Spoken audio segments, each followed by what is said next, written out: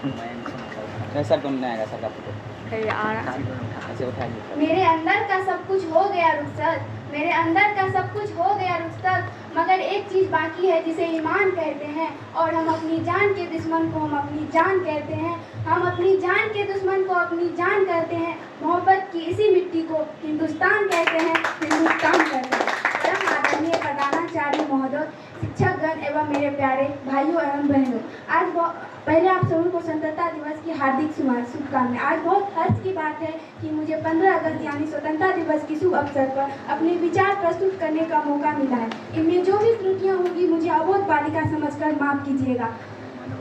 जैसा कि हम सभी जानते हैं, आज हम सब यहाँ 76वां स्वतंत्रता दिवस मनाने के लिए एकत्रित हुए हैं। आज ही के शुभ दिन 15 अगस्त 1947 को हमारा भारत देश उन अंग्रेजों की गुलामी से आज़ाद हुआ था।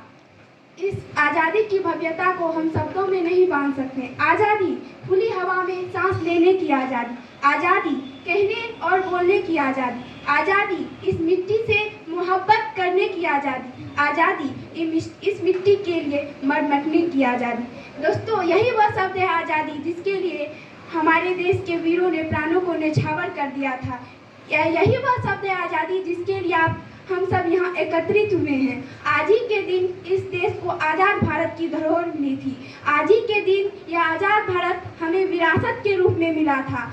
दोस्तों, आज़ादी का सही अर्थ है विकास की पथ पर आगे बढ़कर देश और समाज को ऐसी दिशा दिखाएं जिससे हमारे देश की संस्कृति का लोहा पूरी दुनिया जान सके।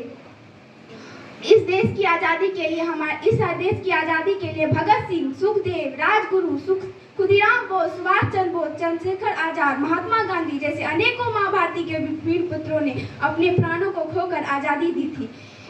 इतिहास का शायद ही कोई ऐसा पन्ना होगा जो खून के आंसुओं से होकर न गुजरा होगा।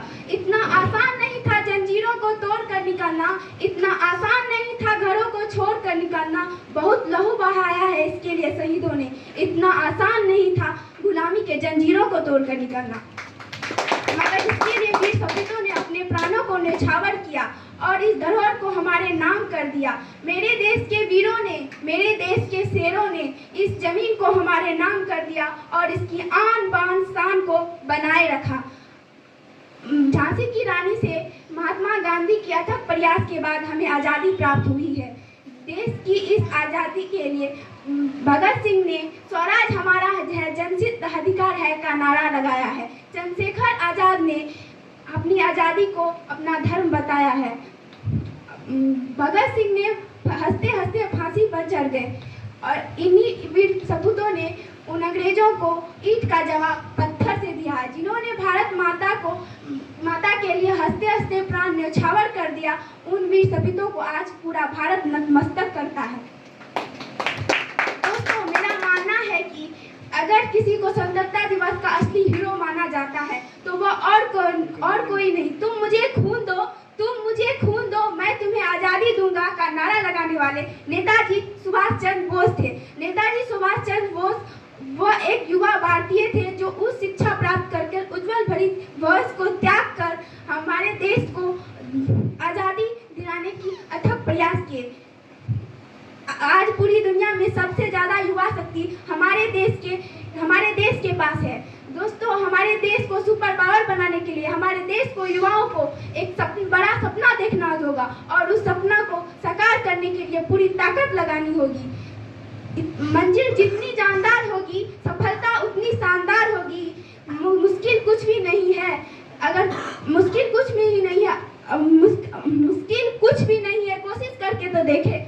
मंजिल उन्हीं की होती है जिनको सपनों में जान होती है।